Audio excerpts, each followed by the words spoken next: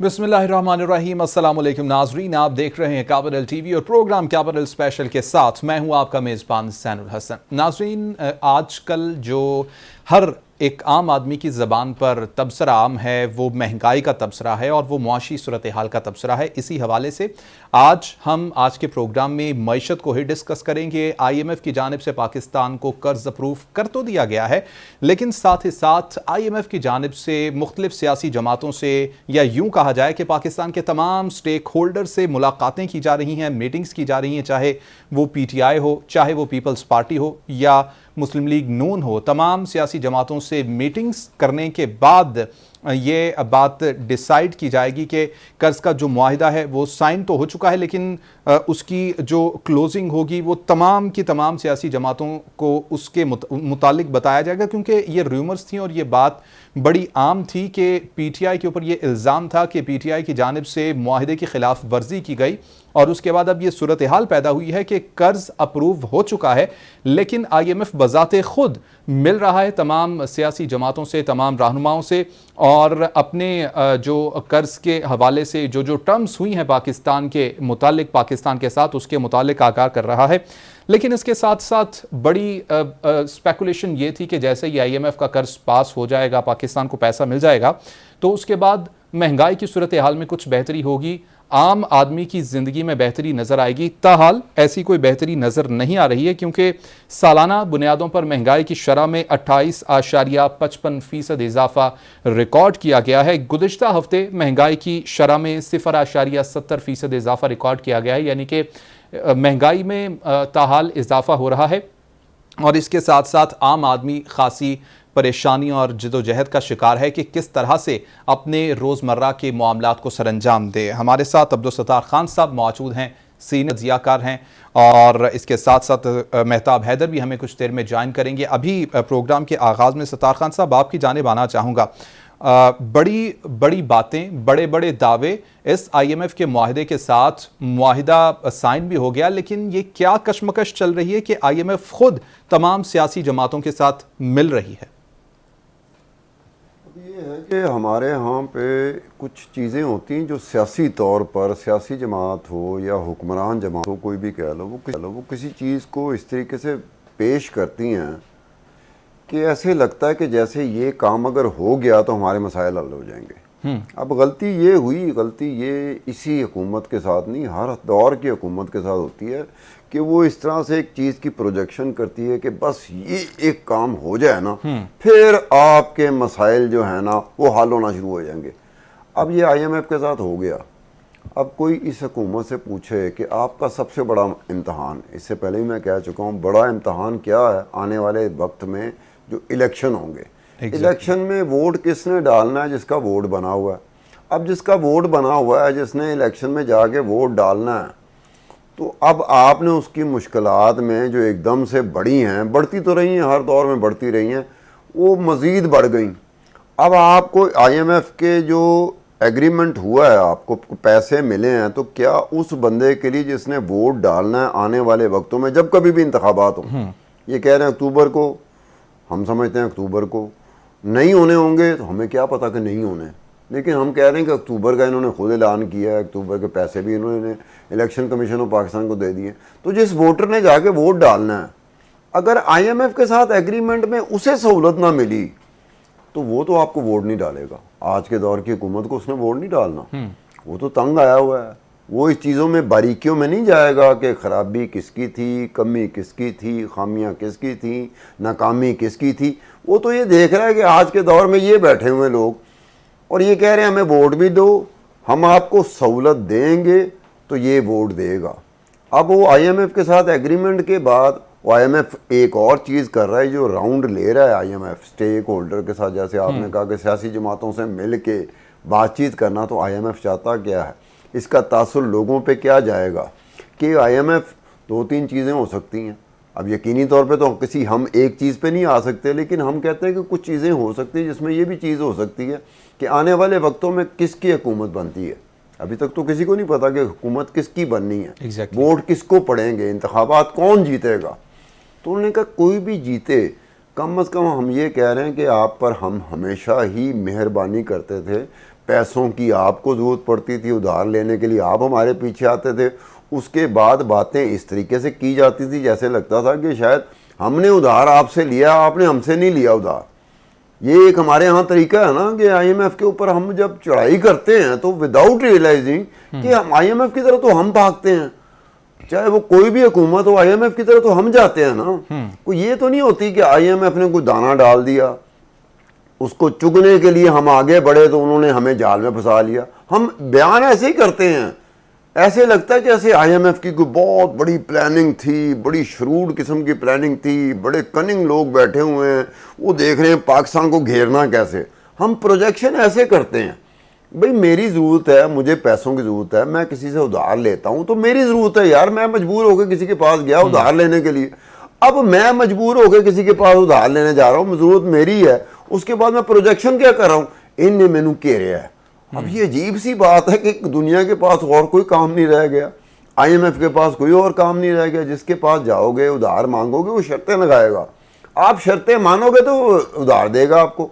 आप शर्तें मान लेते हो, उसके बाद आप पूरी नहीं कर सकते, फिर आप आईएमएफ पे चढ़ जाते हो। अब आईएमएफ क्या कर रहा है, हर एक से मिलता जा रहा है। लोगों के ज़हन में तासुर क्या आ रहा होगा कि यार आईएमएफ को भी नहीं पता कि आने वाले वक्तों में किसने जीत के आना है, किसकी हुकूमत बनेगी, कौन हुक्मरान जमात होगी। हम पहले से कहेंगे कि भाईजान ये शराइत आप लोगों ने कबूल कर ली हैं, आपने को इसको निभाना पड़ेगा। वो क्या सिचुएशन बनी होगी जिस सिचुएशन में आईएमएफ को आके एक एक के साथ मेरी अगर जहन अगर आप वो कर दें, ज़रा मदद कर दें। इससे पहले ऐसा कभी हुआ है कि आईएमएफ इस तरह से तमाम स्टेक होल्डर के साथ, तमाम सियासी जमातों के साथ मिल रही हो? पहले कभी हुआ है? अगर हुआ है तो बता दो, मुझे याद नहीं आ रहा कि पहले कभी ऐसे हुआ है। अब ये भी एक बड़ी अजीब सी बात लगती है कि जिस हुकूमत के साथ आपके शराइत तय होते हैं, जिस हुकूमत आपकी मिन्नतें कर रही थी, उसके साथ अल्टीमेटली आप मान जाते हो। हुकूमत कितना मानी है कितना नहीं मानी मुझे इसका नहीं पता, हर एक चीज़ मानी होगी या कुछ चीज़ें रह गई होंगी। अब आप उसको, उसके बावजूद आप आके एक राउंड लगाते हो, आप मुझे ही मिल रहे हो, जैन को भी मिल रहे हो, फलाने को मिल रहे हो, फलाने को मिल रहे हो, तो that is something very awkward. लफ्ज़ आना चाहिए वेरी ऑकवर्ड। कुछ लगता है अगर दुनिया को पता चलेगा कि आईएमएफ सियासी जमातों के साथ मुलाकातें कर रही है। खान साहब एक तासुर ये भी जाता है कि एतबार की कमी है उनको, शायद अब पाकिस्तान के किसी सियासतदान पे या इन अदर वर्ड्स किसी पाकिस्तानी पर एतमाद ही नहीं रहा। शामिल गुफ्तगू कर लेते हैं, मेहताब हैदर साहब को ज्वाइन कर चुके हैं। मेहताब साहब आपने पहले भी गुफ्तगू सुनी और आपसे हम तजिया लेते रहते हैं मुआशी मामलात के ऊपर। सर ये बताइएगा, आईएमएफ के दिमाग में अभी भी कोई कन्फ्यूजन चल रही है कि जो फर्दन मुलाकात की जा रही है तमाम स्टेक होल्डर्स के साथ पाकिस्तान में? जी बिस्मिल्लाहिर्रहमानिर्रहीम। देखिए, थैंक यू वेरी मच। बुनियादी तौर पे ये जो पाकिस्तान का स्टैंड बाय अरेंजमेंट प्रोग्राम हुआ है ये 9 माह के लिए है, और इस 9 माह के दौरान पाकिस्तान में 3 मुख्तलिफ हुकूमतें आएंगी। एक तो अभी पीडीएम की हुकूमत है जिसका टाइम शेड्यूल सत्तार खान साहब ज़्यादा बेहतर बता सकते हैं, मेरे ख्याल में 12 अगस्त तक है। ये 3-4 दिन पहले भी अगर तोड़ दी जाए 8 या 9 अगस्त की बात हो रही है। तो उसके बाद केयर टेकर सेटअप आ जाएगा। उसके बाद जो लास्ट में अक्टूबर नवंबर के बाद जो इलेक्शंस होंगे उसके बाद जो जीतेगा उसकी हुकूमत जो है वो बनेगी। बिल्कुल। तो आप ये देखेंगे इस प्रोग्राम का डिजाइन इस तरह का है कि $1 बिलियन इनको पीडीएम की हुकूमत को के अरसे में मिलेगा पाकिस्तान को, सही। $1 बिलियन केयर टेकर सेटअप के दौरान मिलेगा, और आखिरी जो $1 बिलियन होगा वो जो नई मुंतखब होकर हुकूमत आएगी उसके अरसे में मिलेगा। सही। ये जो पॉलिटिकल पार्टीज के साथ बातचीत है ये पहले भी होती रही है, लेकिन बैकग्राउंड में और बैकडोर चैनल पे होती थी। इसको पब्लिकली आईएमएफ कभी अनाउंस नहीं करता था। लास्ट टाइम मुझे याद है कि जब पीटीआई के अरसे में 2019 में इन्होंने पाकिस्तान और आईएमएफ ने प्रोग्राम साइन किया था, तो उस टाइम वो नेशनल असेंबली की स्टैंडिंग कमेटी ऑन फाइनेंस की एक मीटिंग में ब्रीफिंग देने के लिए आए थे आईएमएफ के प्रोग्राम के बारे में। पॉलिटिकल पार्टीज के साथ ये मिलते थे लेकिन पब्लिकली उसको अनाउंस नहीं करते थे। अभी फर्क ये पड़ा है कि चूंकि एक पॉलिटिकल ट्रांजिशन भी है, अभी सत्तार खान साहब इसको ऑकवर्ड का लफ्ज यूज कर रहे थे, मैं इसको समझता हूँ अनयूजुअल जो है ना, एग्जैक्टली इस दफा है, चूंकि पॉलिटिकल ट्रांजिशन भी है तीन मुख्तलिफ हुकूमतों ने इसको इम्प्लीमेंट करना है। और एक आखिरी बात, जिस किसी की भी हुकूमत आई आइंदा उसको IMF के एक नए प्रोग्राम में भी जाना पड़ेगा। तो इस वजह से वो कहते हैं भाईजान ये ना वो कल कलां को आपकी हुकूमत आ जाए और आप उस टाइम ये कहें जी कि चूंकि हमें तो एतमाद में ही नहीं लिया गया था, आप इसको ओन ना करें। तो एक तो ओनरशिप चाहिए, दूसरों की सपोर्ट भी चाहिए। अच्छा मेहताब साहब, ये कहिएगा कि इस सारी सूरत हाल में ये एक लोगों की नज़र में ये चीज़ सामने आ रही है कि शायद अदम एतमाद पैदा हो चुका है IMF की नज़र में पाकिस्तान के ऊपर। अब वो उस तरह से एतमाद नहीं करते कि जिस तरह से पहले एतमाद करते थे। आपने जैसा कि बोला कि पहले भी मुलाकातें होती थी, लेकिन अब अनयूजुअल ये हुआ है कि उसको पब्लिक किया जा रहा है। देखिए, बैकडोर में तो ये मुलाकातें करते थे पहले भी मुझे याद है कि जब इन्होंने लास्ट प्रोग्राम किया था तो ये मेजर जो पॉलिटिकल पार्टीज हैं उनके रिप्रेजेंटेटिव्स से वक्तन फक्तन इनकी मुलाकातें होती थी। इस दफा देखिए ट्रस्ट डेफिसिट तो है। एग्जैक्टली पाकिस्तान को 90s में 1 और 2 ट्रांच कंट्री के तौर पे पहचाना जाता था इन ब्रेटन वुड इंस्टीट्यूशंस के अंदर। और ये बात बिल्कुल ठीक है कि हम देखिए वो तो हमें नहीं रिक्वेस्ट करते कि आप हमारे पास लोन लेने के लिए आए, ये हमारी मजबूरी होती है। और दुनिया ने उसके लिए एक इंस्टीट्यूशन बनाया है कि अगर कोई बैलेंस ऑफ पेमेंट का क्राइसिस हो किसी मुल्क को तो वो lender of last resort IMF को कहा जाता है कि उनके पास आएंगे। अब प्रॉब्लम हमारा ये है कि हम उस टाइम तो डेस्परेट हो के सारी चीजें एग्री कर लेते हैं। जब एग्री कर लेते हैं उन पर इम्प्लीमेंट नहीं करते, थोड़ा सा हम बेहतर होते हैं, 2-3 किस्तें जब हमें मिल जाती हैं तो उसके बाद फिर हम डेविएट करने की कोशिश करते हैं उन्हीं कंडीशंस को। मसलन अभी आप ये देखें कि फाइनेंस मिनिस्टर साहब से जब लाहौर में जिस दिन उन्होंने अनाउंस किया IMF के प्रोग्राम के बारे में प्राइम मिनिस्टर के साथ प्रेस कॉन्फ्रेंस के दौरान, तो वो उनसे जब सवाल किया गया कि आप इलेक्ट्रिसिटी की प्राइसेस के बारे में बताएं तो उन्होंने कहा जी कि 3 से 4 रुपए जो है वो उसके अंदर इजाफा होगा। अब मैं आपको बता सकता हूं कि ये 3 से 4 रुपए नहीं होगा, ये 4 से 8 रुपए के दरमियान रेंज होगी। और उसकी रेंज जो है वो बेसिकली नेपरा उसको डिटरमिन करेगा और उसके बेस टैरिफ में जो है वो उसके अंदर इजाफा जो है वो किया जाएगा। तो बुनियादी तौर पे अब उसकी कैलकुलेशन और उसका जो इंटरम ऑर्डर है वो एक्सपेक्टेड ये है कि IMF के बोर्ड की मीटिंग से पहले शायद उसको, चूंकि 1 जुलाई से उसने इम्प्लीमेंट होना है तो उसको शायद इम्प्लीमेंट जो है वो हमें करना पड़े। गैस के टैरिफ का अभी तक क्लियर नहीं है कि क्या है। ओगरा ने जो है वो अपनी रिकमेंडेशन भिजवाई हुई है, लेकिन हुकूमत उसके बारे में भी मुकम्मल तौर पे हुकूमत की तरफ से खामोशी है। जो तीसरा जो सबसे बड़ा चैलेंज है होगा वो ये है कि ये $1.1 बिलियन की किस्त मिलने के बावजूद पाकिस्तान को अपने दोस्तों से, जिसमें सऊदी अरब है, UAE है, चाइना है, इस्लामिक डेवलपमेंट बैंक है, वर्ल्ड बैंक है, AIB है, इनसे IMF की असेसमेंट के मुताबिक कुछ $6 बिलियन का गैप है अगले माली साल के जो IMF का ये प्रोग्राम है जुलाई से लेकर मार्च तक, उसके दौरान ये गैप है, इसको फिल करना पड़ेगा। तो ये गैप फिल होगा तो ये प्रोग्राम आगे चलेगा, वरना उसी तरह से होगा कि जैसे पहले EFF का प्रोग्राम नाकामी की सूरत में खत्म हुआ था, ये जो 23वां प्रोग्राम है ये भी नाकामी की सूरत में खत्म होगा। तो एक बड़ी चैलेंजिंग सूरत हाल है और तीनों हुकूमतों ने जो आने वाली ये मौजूदा और 2 आने वाली जो है उनको मिल के और सिनर्जीज डेवलप करके ये जो टफ कंडीशनलिटीज है इन पे अमल दरामद करना पड़ेगा। बिल्कुल ठीक। अच्छा मेहताब साहब, एक बड़ी इंटरेस्टिंग सी बात आपने बोली कि तमाम लोग डेविएट करने की कोशिश करते हैं कुछ अरसे के बाद मुआहिदे से। हमने देखा कि इल्ज़ामात PTI के ऊपर ही लगे कि PTI ने मुआहिदे से डेविएट किया, जो शराइत थी उनको कबूल नहीं किया। थोड़ा सा इस पर रोशनी डाल दीजिएगा हमारे नाजरीन के लिए। क्या पिछली तमाम जो हुकूमतें हैं सब ने मुआहिदे से डेविएट करने की कोशिश की तो ये अदम एतमाद पैदा हुआ है IMF की नज़र में? जी बिल्कुल, हमारी हिस्ट्री है एक कि पाकिस्तान को, मैंने जैसे आपको पहले बताया कि 90s में 1 और 2 ट्रांच कंट्री के नाम से। अच्छा मेहताब साहब, अभी इसका जवाब लेंगे, लेकिन अभी एक ब्रेक का कहा जा रहा है। नाज़रीन पर जाएंगे, ब्रेक से वापस आएंगे, यहीं से कंटिन्यू करेंगे, साथ रखिएगा। वेलकम बैक नाजरीन। मुआशी सूरत हाल के ऊपर बात कर रहे हैं। मेहताब हैदर साहब हमारे साथ मौजूद हैं और अब्दुल सत्तार खान साहब हमारे साथ मौजूद हैं स्टूडियोज़ के अंदर। मेहताब हैदर साहब, बात ये चल रही थी कि डेविएट किया गया मुआहिदों से और शराइत को नहीं माना गया। ये कहिएगा कि क्या तमाम पिछली हुकूमतों की जानिब से शराइत को कोई ना कोई ऐसी चीज़ थी कि जिसको निगलेक्ट किया गया, माना नहीं गया, जो शराइत मानी गई उसके ऊपर अमल नहीं किया गया और उसके बाद ये अदम एतमाद पैदा हुआ? और अगर ऐसी ही बात है तो फिर सिर्फ PTI ही क्यों हाईलाइट हुई पिछले दौरे हुकूमत में? वक्फे से पहले बताया था कि देखिए, पाकिस्तान को 90s में 1 or 2 ट्रांच कंट्री कहा जाता था, क्योंकि हम एक मुआहदा करते थे, 2 या 3 किस्तें मैक्सिमम लेते थे और उसके बाद डेविएशन जो है वो शुरू हो जाती थी।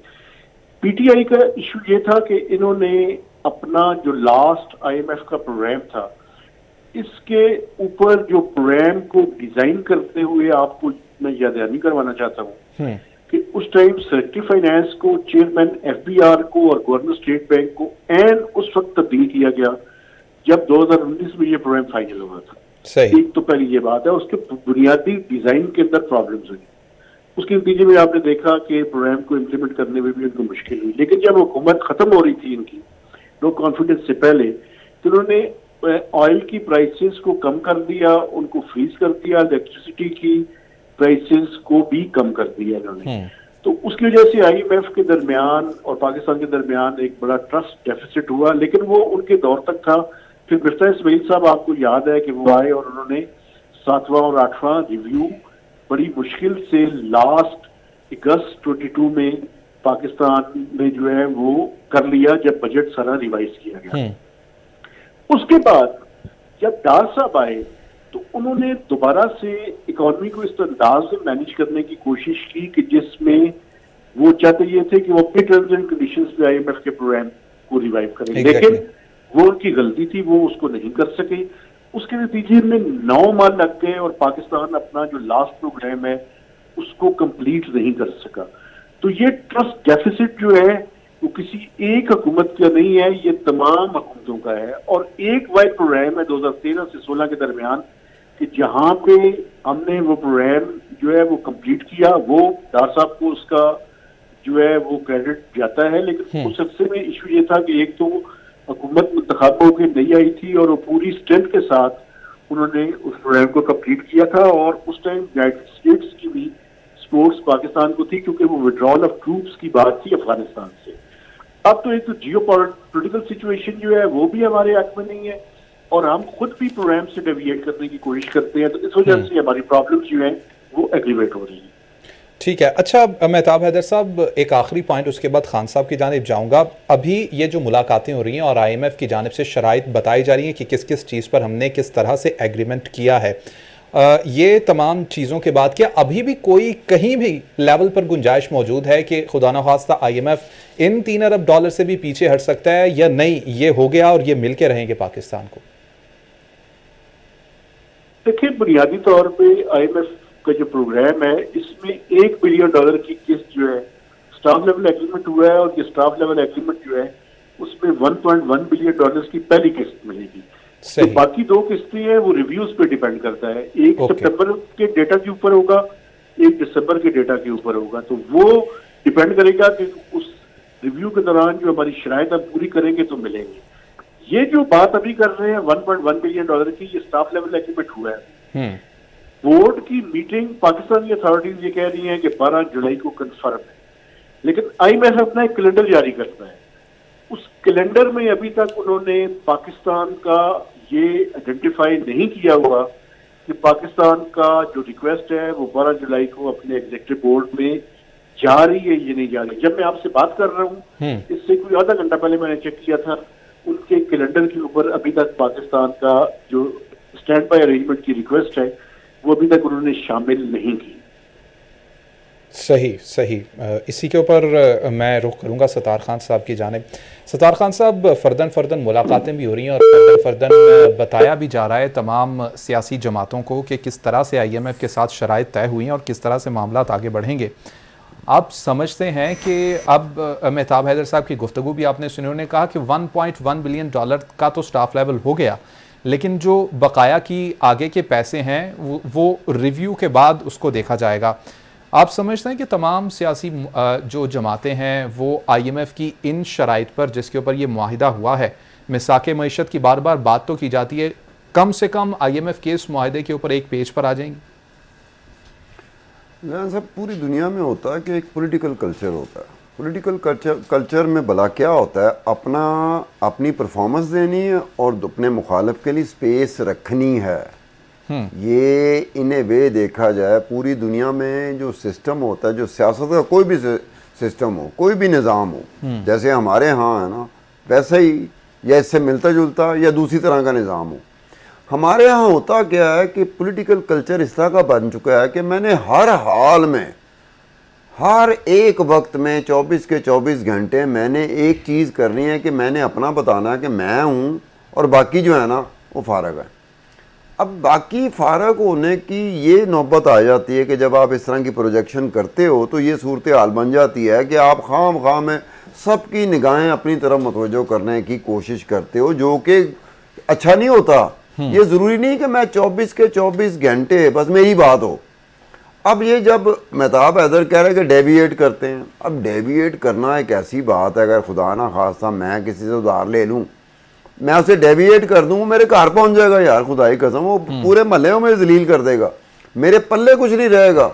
अब आप डेविएट कर रहे हो, डेविएट करने का एक वजह ये हो सकती है, खुदा ना खास्ता जो आपके हक में जा सकती है कि कोई कुदरती आफत आ जाए, कोई ऐसी चीज़ हो जाए जिसके अनफोर्सीन जो चीज़ें नहीं होती उनमें से कोई एक चीज़ हो जाए, तो आप कह सको कि यार इसकी वजह से हमें डेविएट करना पड़ा। और वो भी आपको अलाउंस दे सकते हैं, रूम दे सकते हैं, गुंजाइश दे सकते हैं कि यार इनके पास इसके अलावा कोई चारा नहीं था। अब ट्रस्ट डेफिसिट, वो कहते हैं कि IMF के साथ पाकिस्तान का ट्रस्ट डेफिसिट, उससे पहले ये है कि हमारे यहाँ जो स्टेक होल्डर, जिसको तो आप कह रहे थे ना स्टेक, इनका आपस में ट्रस्ट डेफिसिट ने। अब आप जब इस हालत में बैठे हो कि मैं हर बुराई की जो जड़ है ना अपने मुखालिफ को डिक्लेयर कर रहा हूं, तो उसमें गुंजाइश कहाँ रह जाती है यार? जिसको मौका मिलेगा, क्योंकि हर बंदा तो मौके की ताड़ में है, हर सियासी जमात मौके की ताड़ में है, वो कहता मुझे बस मौका मिलना चाहिए, मैं अगले के परखचे उड़ा दूंगा। मेरा जो मुखालिफ है, हर एक की सोच ये बनी हुई है कि मैंने इसके परखचे उड़ाने में मुझे थोड़ा सा मौका मिल जाए, मेरी गुड्डी चढ़ जाएगी। अब इन हालात में कैसे हो सकता है? चाहे IMF हो, IMF की तो मेहरबानी है, वो फिर भी खुदाई कसम हमारी रिक्वेस्ट को फिर भी वो कंसिडर कर लेती है। डेविएट करने का मतलब क्या है कि दोबारा आपकी तरफ देखा ना जाए, आप मिन्नतें कर लो, जाके पाँव पड़ जाओ। एग्जैक्टली भाई डेविएट कर रहे हैं ना, कोई एक बात कि आप पहले दिन से आप डेविएट कर रहे हो, और डेविएट करने का पूरा रिकॉर्ड IMF की ऑफिशियल साइट में महफूज होता है। दुनिया का कोई बंदा भी जिसको सर्च इंजन लगाना आता है ना, वो जाके झांक सकता है, वो सारी चीज़ डॉक्यूमेंटेशन देख सकता है कि कौन कौन सा मुल्क है जो डेविएट करता है और किस वजह से डेविएट कर रहा है। उसमें तो हमारे पल्ले कुछ नहीं रहता। तभी हम जैसा बंदा आगे, मेरे जैसा बंदा आगे टीवी में कह रहा होता है कि यार IMF तो बड़ी मेहरबानी है उसकी, फिर भी मेहरबानी करने को तैयार हो जाता है। ये तो मुशक्कत उनको झेलनी पड़ी है। यहाँ हमारे उल्टा एक किस्म की हम थ्योरी देते हैं, रिवर्स साइकोलॉजी में चले जाते हैं। अब रिवर्स साइकोलॉजी एक अजीब व गरीब चीज़ होती है जो आपको भी तबाह कर देती है, आपके मुखालिफ को तो नुकसान पहुँचाएगी, आपको खुद को भी तबाह कर देगी। रिवर्स साइकोलॉजी में हम चले जाते हैं। फिर हम प्रोजेक्शन, जैसे ये क्या नाम है ये वज़ीर ख़जाना साहब का, आपको पता होगा, इसहाक डार साहब।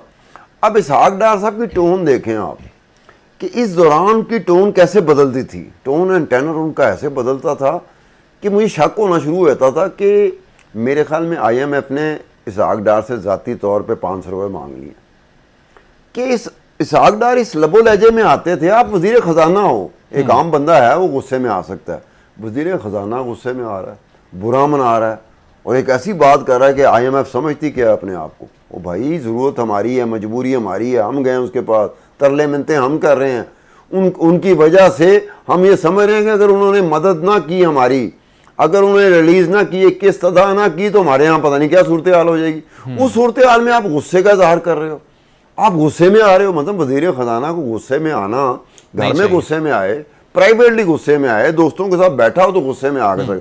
जब पब्लिक चीज़ें कर रहा है, जब पब्लिक को एड्रेस कर रहा है, जब वो मीडिया से गुफ्तगू कर रहा है, लोगों को बता रहा है, उसमें गुस्से में आने की क्या बात है, ज़रूरत है।